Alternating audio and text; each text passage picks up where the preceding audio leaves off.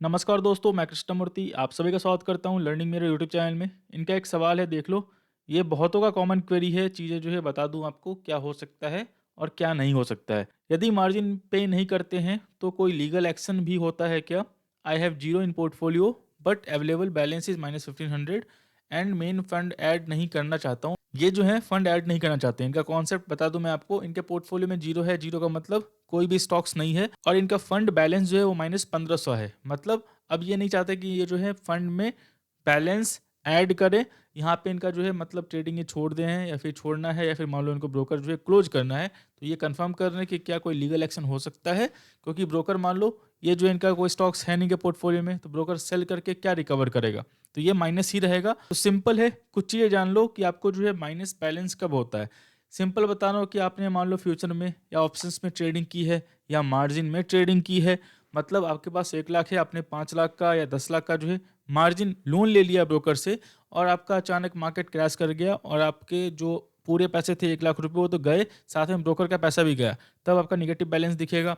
या फिर मान लो आप ट्रेड कर रहे हो, जैसे मेरी बैंक निफ्टी है, 20 रुपये पर लॉट है, तो मान लो मैं यहाँ पे 20 ट्रेड करता हूँ या 50 ट्रेड करता हूँ, तो 1000 का ब्रोकर जनरेट हो गया। मेरे पास 10,000 थे और मैंने वो 10,000 रुपये जो है लॉस कर दिए। मेरे पास 10,000 थे, वो मैंने 10,000 जो है लॉस कर दिए और मैंने 50 ट्रेड किया, जिसका जो है 50 ट्रेड का मतलब 25 ट्रेड किया बाई और सेल का मतलब 20 रुपये का ब्रोकरेज है। तो यहाँ पे क्या होगा, 20 रुपये का ब्रोकरेज होगा, मतलब 1000 रुपीज़ का मेरा ब्रोकरेज जनरेट हुआ प्लस 180 रुपीज़ का जीएसटी हो गया। तो ये तो 1180 रुपये तो यही हो गए, मतलब ब्रोकरेज प्लस जीएसटी। इसके बाद मान लो एसटीटी हो गया या फिर मान लो आपका एक्सचेंज चार्ज हो गया, सब मिला के मान लो आपका 1500 का ब्रोकरेज बना। तो ये 1500 रुपये ब्रोकरेज कहाँ से लेगा ब्रोकर आपका? आपके फंड में जो 10,000 रुपये थे वो तो चले गए, वो तो पूरे के पूरे जीरो हो गए। तो क्या करता है, -1500 रुपये जो है ब्रोकर आपके फंड में कर देगा। मतलब जब भी आप फंड में ऐड करोगे पैसे, तब जो है -1500 पहले वो रिकवर करेगा। मान लो आपने 2,000 रुपये ऐड किए तो -1500 वो रिकवर कर लेगा। 500 रुपये आपके फंड में दिखने वाले हैं। या फिर मान लो आपके स्टॉक्स 1 लाख रुपीज़ के पड़े हुए हैं, तो वो 1500 रुपये के स्टॉक सेल कर सकता है। या फिर बोलेगा, या फिर मान लो वेट करेगा क्योंकि पोर्टफोलियो में पैसे हैं आपके, तो -1500 पे वो जो है इंटरेस्ट लेता रहेगा। और जब भी आप सेल करोगे, जो भी आपका जो है माइनस निगेटिव बैलेंस है प्लस इंटरेस्ट है, वो दोनों ऐड करके जो है वो आपका रिकवर कर लेगा। तो ये तरीका है मतलब ब्रोकर का पैसे रिकवर करने का। अब बता रहा हूँ कि आपको एक्शन होगा या नहीं होगा, वो चीज़ जो है क्या होती है, समझ गए? ये सब कुछ चीज़ें हैं जिससे आपको जो नेगेटिव बैलेंस होता है कि मान लो आपने मार्जिन लिया है, अपने खुद के पैसे पे ट्रेड कर रहे हो, तो वो मैक्सिमम कितना लॉस होगा? आप इक्विटी में हो तो जीरो होने तक। लेकिन एफ एंड ओ में करते हो तो जो ब्रोकरेज होता है वो रात में कैलकुलेट होता है, इसलिए आपको फंड्स में नेगेटिव दिखता है। तो यहाँ पे दिखा दो, ये मोतीलाल का आर्टिकल है। यहाँ पे देखो, कलेक्शन एफर्ट के लिए जो है ब्रोकर जो है लीगल एक्शन ले सकता है। यहाँ पे जो है लीगल एक्शन जो है ले सकता है। Legal action, the broker of financial institution may take legal actions to recover the fund. This can be a in the form of court case और पुलिस कंप्लेंट्स। ये हो सकती है, आपका अकाउंट सस्पेंड कर सकता है, क्लोज कर सकता है। तो केसेस में क्या होता है, वो यही करते हैं, अकाउंट सस्पेंड करते हैं या फिर मान लो जो है क्लोज कर देते हैं। तो यहाँ पे क्यों वो जो है कोर्ट केस नहीं करते, और कोर्ट केस वो करेंगे जैसे मान लो इनके केस में कितना का इनका लॉस है, 1500 का लॉस है। अगर मान लो कोई कोर्ट केस करता है तो कोर्ट केस में उसके कॉस्टिंग जो है वो चले आएगी 10,000 का, 20,000 का, या मान लो 1 लाख रुपए का। तो 1 लाख रुपए का मैं कॉस्टिंग लगा के 1500 रुपये जो है रिकवर करूँ, तो कोई ये सेंस नहीं बनता ब्रोकर के साइड से। तो वो क्या करता है, वो छोड़ देता है।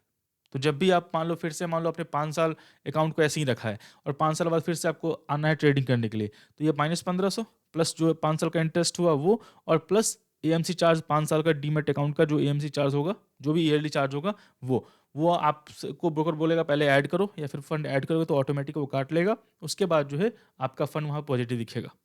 तो ये हो सकता है। तो मैं इनको ये एडवाइस करूँगा कि अगर आपको अकाउंट यूज़ नहीं करना है, क्योंकि इन फ्यूचर में क्या हो सकता है, आप अर्निंग कितना कर सकते हो, आपको ब्रोकर की ज़रूरत कितनी पड़ सकती है, नहीं पता आपको। क्योंकि अभी आपकी अर्निंग नहीं है, या फिर मान लो आपने कोई कुछ पैसे लाए थे, वो आपका लॉस हो गया। तो यहाँ पे मैं समझ रहा हूँ कंसर्न क्या है आपका, लेकिन आप फ्यूचर देखो। और फ्यूचर मान लो आपने 5 साल या 10 साल छोड़ दिया और 10 साल के बाद उस ब्रोकर की आपको ज़रूरत है, तो यहाँ पे -1500 प्लस 10 साल का आपने एक्स्ट्रा फालतू का जो है एमसी चार्ज पे करोगे आप। कोशिश करो जो फंड है उसको एफ एंड एफ कर दो, फुल एंड फाइनल सेटलमेंट कर दो, ये पे कर दो, और ब्रोकर को बोलो कि मेरा अकाउंट क्लोज कर दे, या ऑनलाइन ऑप्शन है आपके पास तो अकाउंट आप क्लोज कर दो। लीगल एक्शन नहीं होगा। छोटे मोटे अमाउंट पे 10,000 20,000 तक में लीगल एक्शन जो है नहीं होता है। सिंपल सी बात है। लीगल एक्शन कब होगा, जब आपका अमाउंट 2 लाख हुआ, 5 लाख हुआ, 10 लाख हुआ, जहाँ ब्रोकर समझता है कि हाँ मैं 1 लाख रुपए खर्च करके 2 लाख रुपए निकाल सकता हूँ इससे, तो वहाँ पे कोई सेंस बनता है पुलिस कंप्लेंट या फिर कोर्ट केस करने का। वैसे 1000 2000 10,000 5,000 में जो है ब्रोकर जो है कोर्ट केस नहीं करेगा, पुलिस कंप्लेंट नहीं करेगा, क्योंकि उसको जो है खर्चा उससे ज़्यादा पड़ जाएगा। तो ये चीज़ ध्यान रखना। लेकिन जो चीज़ें हैं आपको क्या लीगल एक्शन हो सकती है, तो हो सकती है। बेटर है आप जो है कोशिश करें कि मतलब आप जो है क्लोज़ कर दें। जैसे मान लो इनसफिशिएंट फंड हुआ आपका, आपके फंड्स में बैलेंस नहीं है लेकिन आपका एएमसी चार्ज लग रहा है, डीपी चार्ज लग रहा है, तो वहाँ पे आपका माइनस में हो जाएगा। मार्जिन ट्रेडिंग लिया है, ब्रोकर से पैसे लिए हुए हैं और अचानक मार्केट अपोजिट डायरेक्शन चला गया, आपका पैसा भी लॉस गया, ब्रोकर का पैसा भी लॉस गया। तो वहाँ हो सकता है फीस एंड कमीशंस हो गया आपका, कि आपने जो ब्रोकरेज जो आपने ट्रेडिंग की है उसका रात में आता है, जो मैंने बताया आपको। तो इन सब केसेस में आपको जो है नेगेटिव बैलेंस होता है। तो कोशिश करें कि जो चीज़ें जो है अपना सेटलमेंट कर दें, क्लोज़ कर दें, कोई टेंशन नहीं रहेगी। वैसे -1500 में ब्रोकर कोई केस नहीं करेगा, लेकिन मेरी राय ये है कि आप क्लोज़ करके आराम से जो है बैठ जाएँ। सिंपल सी बात है। मैं आशा करता हूँ वीडियो जो है आपको अच्छा लगा होगा, वीडियो अच्छा लगा हो तो लाइक करें, सब्सक्राइब करें, शेयर करें। तब तक के लिए दोस्तों धन्यवाद।